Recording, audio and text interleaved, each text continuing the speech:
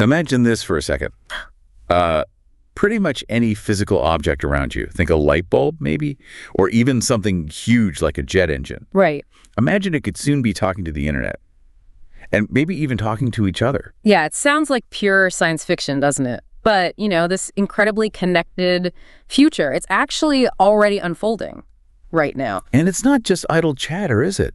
These things, these objects, they're collecting and sharing data. Exactly. And they're silently transforming how we interact with, everything around us. It's opening up this whole new world of possibilities that, honestly, we're only just starting to get our heads around. Welcome to the Deep Dive. Today, we're jumping headfirst into this really fascinating, always growing world of the Internet of Things. You might know it as IoT. Now, you've given us a really fantastic stack of sources for this.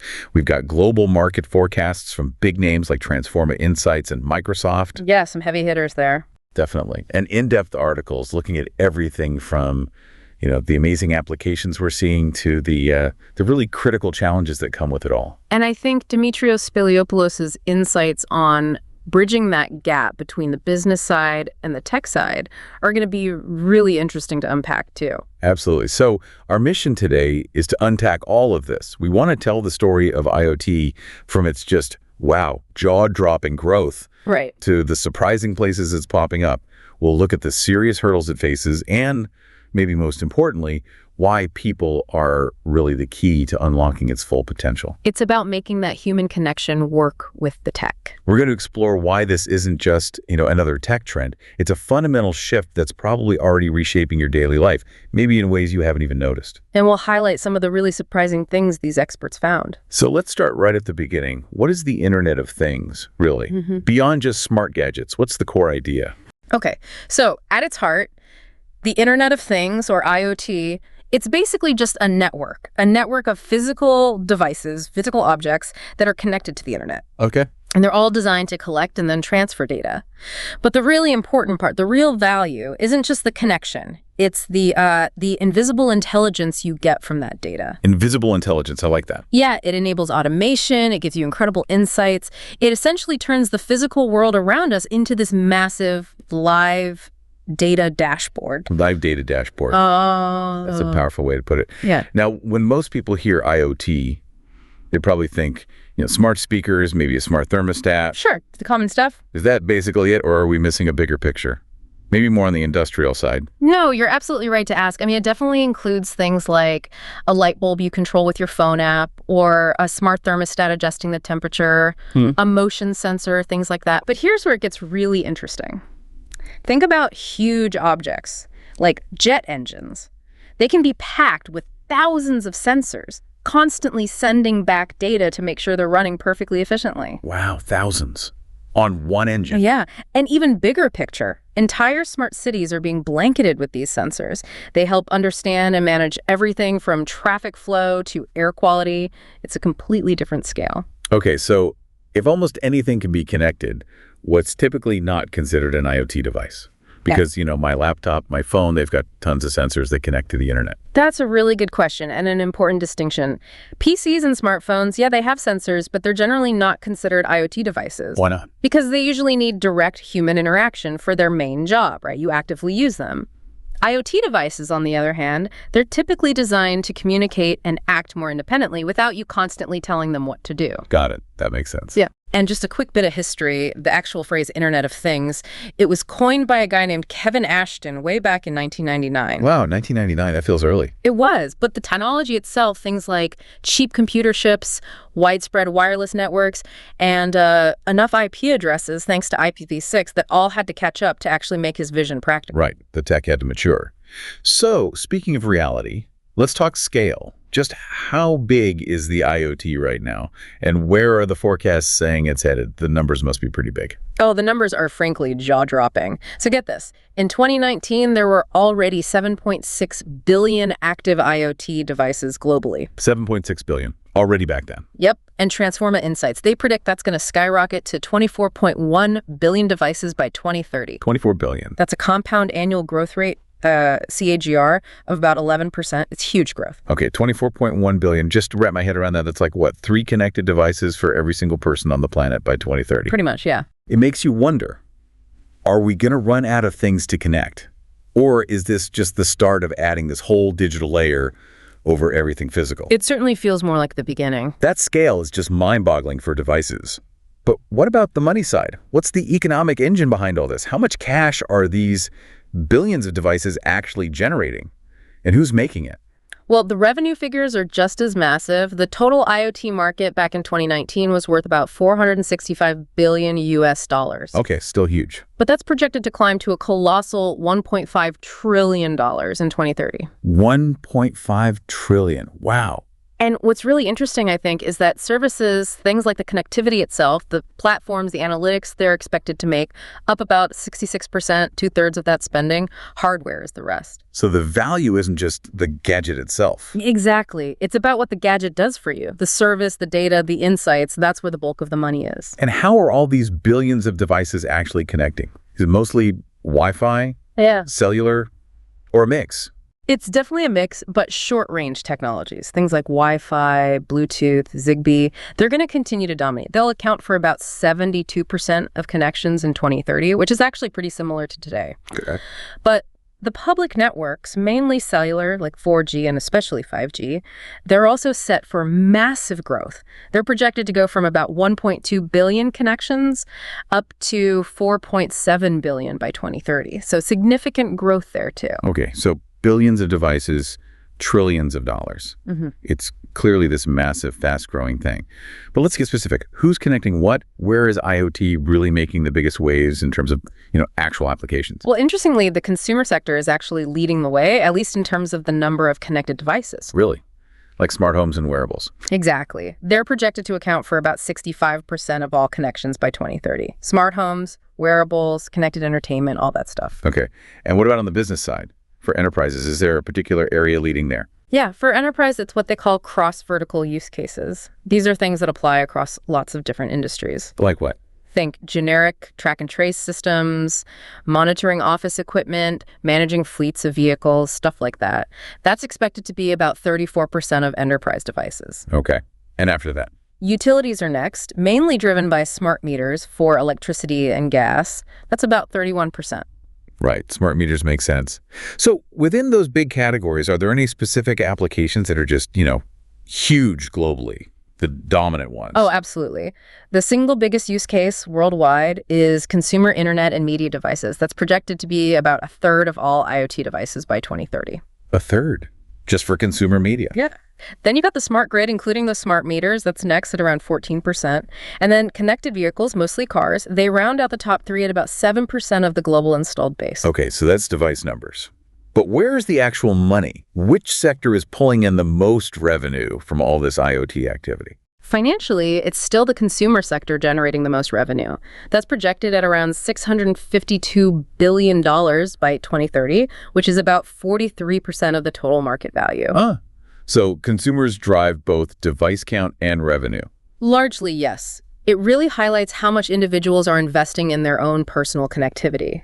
After consumer, those cross-vertical applications we mentioned, they account for another 24% of the revenue. And what about geography? Is it evenly spread, or are certain regions really leading the charge in market value? No, it's definitely concentrated. China, North America, and Europe are predicted to really dominate the IoT market value by 2030. How much? They'll account for about 26%, 24%, and 23% respectively. So yeah, those three regions are where most of the investment and adoption is happening. That's fascinating to see the breakdown. Now let's dive deeper into some of those application areas. Manufacturing and industrial uses seem to be leading the project count, right? About 22%. That's right. Manufacturing and industrial IoT is a huge area. What kind of changes are we actually seeing on, say, a factory floor? Well, it covers everything from automating processes, monitoring production lines in real time, even remotely controlling heavy machinery. For example, there's a Scottish manufacturer, Howden. They're using mixed reality combined with real-time IoT data. Mixed reality, how? It guides technicians through complex maintenance procedures, overlaying instructions and data onto their view of the equipment. It drastically cuts down time for critical machines. That sounds incredibly useful. And another one, Severstal, a Russian steel company. They use GE's Predix platform for asset performance management. They've boosted equipment reliability by something like 20%. It's all about predicting failures before they happen. So optimizing turbines, tracking buses, The common thread seems to be using data to optimize everything. Exactly. Data-driven optimization. What about other big sectors? Transportation and mobility seems like a really natural fit for IoT. You said it's about 15%. Absolutely, a very natural fit. It focuses heavily on telematics, tracking vehicles, and fleet management. Think about KWRL, a school bus fleet in Washington State. They use real-time monitoring to coordinate routes, track exactly where buses are. It improves safety, makes things more efficient. Or Omnibus in Finland, they use connected vehicle tech to optimize fuel consumption. Saving fuel, that's a big one. Definitely. And Caledonian Logistics in Scotland even tracks driver behavior braking, acceleration to increase accountability and hopefully reduce accidents. Right. Energy is another critical area, about 14% of projects you mentioned. What's IoT doing for the power grid? Well, energy projects mostly center around smart meters, like we said, but also optimizing the grid itself and doing predictive maintenance on all that infrastructure. How does that work in practice? Well, Exelon, a big U.S. energy company, they use GE's Predix platform again. They got a 70% performance boost for their wind farms just by using better wind forecasting based on real-time data. Helps them capture more renewable energy. Wow, 70%. And Enel, an Italian energy giant, uses AI to analyze grid data in real time. It helps them predict when feeders might fail, making the whole grid much more reliable. Okay, let's talk retail. It's growing fast, now 9% of projects. What's happening in stores? Is it just fancier digital signs or more? Oh, it's way beyond just signs, though that's part of it. Retail IoT covers everything from those signs, yes, but also tracking how customers move through a store and much more sophisticated inventory management. Customer tracking. Yeah. How does that work? Various sensor technologies. But think about new media innovations. They use mixed reality digital hosts in smart kiosks to engage customers, make shopping more interactive. Digital host. Interesting. And Art of Shaving, the grooming retailer. They use IoT to compare performance across different stores, analyze conversion rates in real time. It gives them shopper insights they just couldn't get before, not at that scale. Smart cities have been talked about for ages. You said 8% of projects. Where is IoT actually making a tangible difference in cities? It's in areas like smart parking, finding spots, easier, intelligent traffic management to reduce congestion, public safety applications, and monitoring the environment, like air quality. Any examples? Sure. Amsterdam uses smart LED streetlights that adjust their brightness based on conditions, saving energy and improving safety. And Singapore has this amazing, comprehensive sensor data sharing platform. What does that do? It pulls data from sensors all over the city to improve urban planning, make transportation smoother, enhance public safety. It's really integrated. And healthcare, 7% of projects. Especially with, recent events, digital health must be booming. How is IoT changing patient care? It really is booming. Healthcare IoT includes things like remote medical device monitoring, keeping an eye on pacemakers or insulin pumps from afar, continuous patient monitoring both in and out of hospital, assisted living solutions too. And COVID must have accelerated this. Massively. The pandemic caused this huge surge in demand for telehealth and remote monitoring, obviously, to provide care without physical contact. You see companies like Medisante offering continuous remote patient monitoring platforms, and Medtronic has connected pacemakers that send critical health data directly to doctors, allowing them to manage conditions proactively. Incredible. Now, the supply chain. That's another area where recent disruptions really showed the value of knowing where things are. What's IoT doing there? It's about 6%. Yep. 6%. And you're right, the pandemic really highlighted IoT's value here. Supply chain projects focus on real-time asset tracking, knowing exactly where shipments are. Condition monitoring is huge, too. Condition monitoring, like temperature. Exactly. Maintaining the cold chain for vaccines or fresh food, for instance, and smarter inventory management. Rotterdam Port, one of the world's busiest, uses sensors everywhere to gather real-time data, optimizing how goods move through the facility. Makes sense for a huge port. And DHL, the logistics giant, they're trialing smart pallets with sensors built right in for real-time shipment monitoring. It gives incredible visibility. Agriculture at 4% and buildings at 3% might sound smaller, but I bet they're still impactful. What's happening on farms and in buildings? Definitely impactful. For ag, it's all about precision farming, using data to apply water or fertilizer exactly where needed. Livestock monitoring, smart irrigation. You have examples like Quakerty using connected greenhouses in the Netherlands. What do they gain? Well, to produce quality, lower energy costs because the system optimizes heating and lighting based on real-time sensor data. And you mentioned LPWAN earlier. Right, low power, wide area networks. Yeah, those are crucial for agriculture. They allow cheap sensors to run for years on a battery, sending small bits of data over really long distances across fields. That's what makes collecting data cost-effectively possible on a farm. Gotcha. And buildings. Buildings is about facility automation, controlling HVAC, lighting systems intelligently, monitoring how space is used. ThyssenKrupp Elevators uses digital twins, virtual models fed by real-time sensor data for predictive maintenance on their elevators. Preventing breakdowns before they happen. Exactly. And there was a shopping center in Finland that saved a ton of energy just by connecting its ventilation and lighting systems and adjusting them automatically based on real-time occupancy and conditions. And that last 3%, the other category, it really feels like IoT is just getting into every corner. It really is. That other covers hospitality, finance, even sports. For instance, Cybex makes connected exercise equipment. Like treadmills that talk to the internet. Yeah.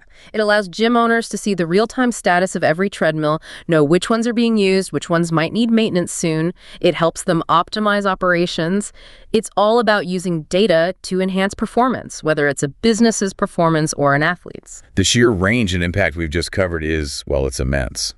But like any huge technological shift, this potential doesn't come without some serious roadblocks, right? Absolutely. There are definitely hurdles. Let's shift gears then. Let's talk about the major challenges companies face when they try to implement this stuff, and crucially, how they're learning to jump over those hurdles. That Microsoft IoT Signals report you mentioned, it highlighted some key issues. It did, very clearly. 3 big ones stood out. Yeah. A really significant gap in IoT skills, just finding people who know how to do this stuff. Second, the sheer complexity of putting these systems together. And third, ongoing security concerns, which we definitely need to talk more about. Skills, complexity, security. Okay. And the report also mentioned something about project failure rates. Yeah, and this was pretty stark. Nearly 1/3, 30% of IoT projects actually fail at the proof of concept stage. A third, just at the testing stage. Wow. Why? Well, often it comes down to the implementation costs being higher than expected. Or maybe more fundamentally, the actual bottom line benefits just aren't clear enough, or they don't materialize like people hoped. That's a tough statistic. Almost a third failing before they even really get going. What do you think is the biggest reason behind that? Maybe beyond just the cost. Is it technical or something else? I think it's often a mix, but a really core issue is not defining the problem clearly enough right at the start. Or there's a disconnect between the tech team building the cool thing and what the business actually needs. Right. Just building an IoT solution because you can isn't enough. It absolutely has to solve a real, tangible business problem to justify the investment and complexity. Makes sense. The report also pointed to some key technologies that will drive future success. Yes, it highlighted AI, artificial intelligence, edge computing, which means processing data closer to where it's generated. Instead of sending everything to the cloud. Exactly. And 5G, the next generation of cellular connectivity, as the main tech enablers going forward. And it's worth noting, too, the pandemic hit while these forecasts were being put together. Oh, right. That must have thrown a wrench in things. It did. They had to make some pretty radical adjustments, but it does mean the forecasts we're looking at generally account for that influence. Okay, so this really brings up the big question. How do companies make these projects succeed? Yeah. Especially with those challenges and that high failure rate. Oh. Dimitrios Spiliopoulos, the expert you mentioned, he had some really practical advice on this. He really did. And he strongly emphasizes starting with what he calls a problem-first approach. Problem first. Yeah. Don't just connect a product because it seems cool or because your competitor's doing it. He says that's basically a recipe for failure. Instead, you have to start by clearly identifying the specific business problem you want to solve or the customer need you want to meet. Okay. The technology, the IoT part, then becomes the solution to that specific problem, not the starting point. That feels like a really crucial shift in thinking, moving away from tech for tech's sake. So once you have that problem clearly defined, how do you actually turn that into a successful project on the ground? Well, once the problem is clear, the next step is to prioritize. Implement the projects that will have the biggest impact short-term and long-term on your bottom line. Be strategic about it. Exactly. You have to ask, is this project really going to move the needle for our business? And how should companies actually go about building and rolling out these solutions? Is it like a massive all-at-once thing or more step-by-step? Dimitrios advises, think big, start small, fail quickly to learn, and scale fast. Okay, break that down. It means have a big vision, yes, but start with a small, manageable pilot project, Learn from it quickly, even if it fails. That's valuable learning. Then, once you've validated the idea and gotten feedback, scale it up rapidly. It's this iterative, agile approach. Instead of spending years planning something huge that might not work. Precisely. It's about continuous learning and adapting. Now, I can imagine with something as complex as IoT, involving hardware, software, data, different departments, it could easily become siloed, right? Fragmented efforts. Oh, absolutely. And that's a killer for these projects. Breaking down those silos is critical. So what's the advice there? Companies have to foster genuine collaboration. Get IT, finance, operations, marketing, everyone talking to each other and working together from the start. You need that continuous commitment and the diverse expertise everyone brings. And integrating the data across those departments must be key too. Totally. That's often where the really game-changing insights come from, when you combine data from different parts of the business that never used to talk to each other. Okay, so we're collecting all this data, hopefully across departments. But how do you make sense of it all? Especially for people who aren't data scientists. Yeah, that's a huge point. It is absolutely not enough just to collect the data. You have to analyze it, obviously, but then you need to present it simply. How? Using good storytelling and clear visualizations. The goal is to turn that raw data into actionable insights that everyone in the organization can understand, from the specialist on the factory floor right up to the CEO. Make it easy to see what needs to be done. This sounds like it requires a pretty significant shift in skills, maybe even mindset, for a lot of employees. It absolutely does. I mean, IoT is still relatively new as a field, and finding people with the right mix of skills, it's genuinely hard. The skills gap you mentioned earlier. Exactly. So companies have to invest continuously in training their existing employees, help them become more data literate, understand the business context better, learn the new technology. And empower them. Yes, and empower them by giving them interesting, important problems to solve using these new tools. That's crucial not just for building capability, but also for keeping your best talent engaged and excited. It reminds you of that quote from the AT&T CEO. Oh, yeah? He apparently said, everyone should be spending 5 hours a week learning new skills just to keep up. It emphasizes that need for continuous learning. 5 hours a week? Yeah. Wow. So it sounds like the business understanding needs to lead the technology, not the other way around. Precisely. Demetrios argues that business professionals, the ones who really understand the customer pain points, the market needs, the operational challenges, they should be driving the IoT conversations. And collaborating with tech teams. Closely, to make sure the solutions being built are actually relevant and solve real-world problems. But it goes both ways. How so? Technical people also need to grasp basic business principles. They need to understand why they're building something and whether it actually solves a problem customers will pay for. It can't just be technically cool, it has to have business value. It sounds like even tech companies themselves might need to rethink who they hire to really connect with their customers in different industries. I think they do, and Demetrios points this out. Tech companies often desperately need business people who don't have a traditional tech background. Why is that? Because those people understand the specific industry, they speak the customer's language, they can help build simpler value propositions without getting bogged down in technical jargon. He mentions Microsoft as an example of a company that actively hires people with deep industry experience for their IoT teams. Interesting. So beyond the specific roles and strategies, what are the core attitudes or maybe soft skills that are really needed for IoT to succeed in a company? He highlights a few key things. Genuine collaboration is paramount. A strong desire to constantly learn. A persistent problem-solving attitude, not giving up easily. And the ability to communicate using simple, precise language. Avoid jargon. So it's as much about culture and mindset as it is about technology. Absolutely. These aren't just technical skills. They're the foundational attitudes that really foster innovation and successful execution. And finally, how do companies actually build this internal knowledge base? How do they inspire their teams to get on board with IoT? Knowledge creation is key. Things like running internal workshops, sending people to master classes, encouraging attendance at industry events like the IoT Tech Expo he mentions are vital for educating and inspiring employees. Get people exposed to the ideas. Exactly. And creating internal innovation champions can also make a big difference.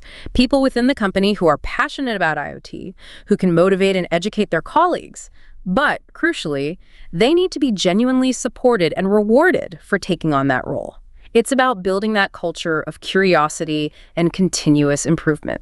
Okay, it's clear the potential is enormous, and we've talked through how companies can try to overcome those implementation hurdles. But now, let's get into something that feels, well, maybe a bit unsettling. As IoT expands, these significant security and privacy risks, they just get bigger too, right? Yeah. And what's really fascinating, maybe scary, is that IoT bridges the digital and the physical world. That's the crux of it, yeah. Which means hacks aren't just about data theft anymore. They can have genuinely dangerous, real-world consequences. That is absolutely right. The promise of everything being connected definitely comes with this shadow side, and it's one we really, really need to take seriously. And unfortunately, it seems like a lot of IoT devices have a pretty poor track record when it comes to security, don't they? Why is that? And what does it mean? Well, often they're designed primarily for convenience or maybe to hit a really low price point. So security features get neglected. They might lack basic encryption, or worse, they might not even have a way to be updated or patched if a vulnerability is found. So they're just permanently vulnerable. Potentially, yes. And hackers know this. They actively target these devices precisely because they're often so easy to compromise. They can then rope them into huge networks of hacked devices called botnets. And use those for attacks. Exactly. Things like distributed denial of service, DDoS attacks that can take down websites or online services. It's basically like leaving your digital front door wide open for criminals. Can you give us some real-world examples? Where have we seen these vulnerabilities pop up in common devices? It makes it feel much more concrete. Oh, definitely. Flaws have been found in everyday smart home devices, refrigerators, ovens, even dishwashers that could let hackers onto your home network. Researchers once found over 100,000 webcams that were easily accessible online. 100,000? Yep. And even children's internet-connected smartwatches. Some were found to have flaws that could let hackers track a child's location, listen in on conversations, or even talk directly to the child wearing the watch. That's horrifying. Are governments doing anything? They're starting to get concerned, yes. The UK government, for instance, has published guidelines for consumer IoT security. They expect things like unique passwords for every device, not default ones, a public way for researchers to report vulnerabilities, and clear statements about how long a device will actually receive security updates. That seems like a good start. And for businesses connecting industrial equipment, the risks must be even higher. The idea of someone hacking a factory or a power plant is terrifying. It absolutely is. Connecting industrial control systems, critical infrastructure like power grids or water treatment plants, to IoT networks, it definitely raises the risk of industrial espionage or even direct attacks designed to cause physical damage or disruption. Yeah. And what's really alarming is that many companies, they can't even accurately identify all the IoT devices currently connected to their own network. I don't even know what's on their network. Often no, which leaves them blind to potential entry points for attackers. Okay, so beyond security hacks, there are these massive privacy headaches too, aren't there? With all these sensors just silently collecting data about every little thing we do. I mean, my smart fridge could actually be tattling on my late-night ice cream habits.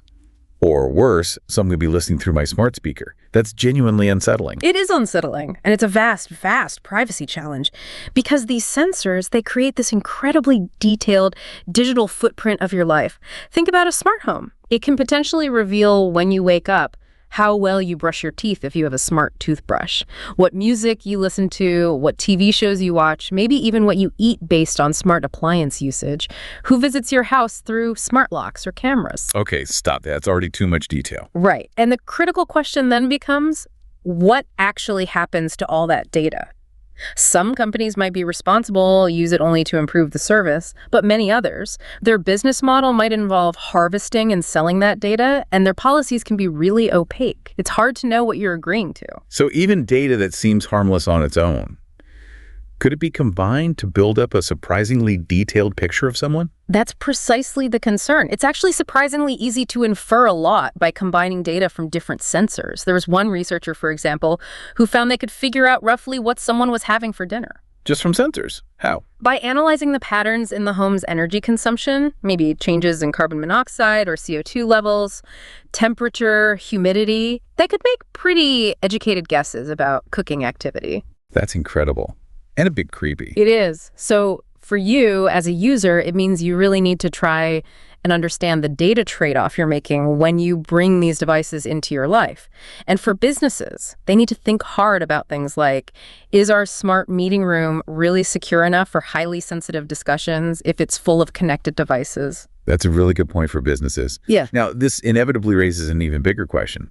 What about the national security side of things? The whole idea of IoT being used in cyber warfare. It sounds like a movie plot, but is it real? It is a real concern, unfortunately. U.S. intelligence agencies have been openly warning about this for years. They say adversaries could potentially threaten critical infrastructure through IoT vulnerabilities, but also the broader ecosystem of connected consumer and industrial devices. How? They've specifically pointed out that things like connected thermostats, cameras, even household appliances like cookers, if hacked on a large scale, could potentially be used to spy on citizens, gather intelligence, or even cause widespread disruption or havoc. The chilling reality is, IoT makes computing physical. Meaning? Meaning if things go wrong, if there's a hack or a malfunction, the consequences aren't just digital. They can be very real, very tangible, potentially dangerous things happening in the physical world around us. So after exploring all of this, what does it all mean for us? We've journeyed through this just explosive growth of the Internet of Things. Yeah. We've looked at its incredibly diverse applications, consumer, enterprise, everywhere in between. We've identified the really critical challenges like complexity and these very real risks around security and privacy. And we've dug into the essential human strategies needed to actually make this stuff work successfully. It seems so clear that while the technology itself is incredibly powerful, the real transformation and maybe the real responsibility comes down to how we as humans decide to design it, implement it, and integrate it into our world. I think that's exactly right. The potential is undeniable for efficiency, for automation, for entirely new kinds of services we haven't even thought of yet. But that human element, problem solving, collaboration, understanding the data, ethically safeguarding privacy, that remains absolutely paramount if we want to harness this power for good. So here's a final thought to leave you with. As our physical world gets increasingly smarter, more connected, more responsive because of IoT, how do we make sure that we maintain not just control, but also a deep understanding, an understanding of all these invisible connections, these massive data flows that are fundamentally reshaping our lives and our industries? That's the big question, isn't it? And what kind of new ethical frameworks might we need? What rules do we need to figure out to truly thrive in this future where the digital and physical worlds are becoming so deeply intertwined?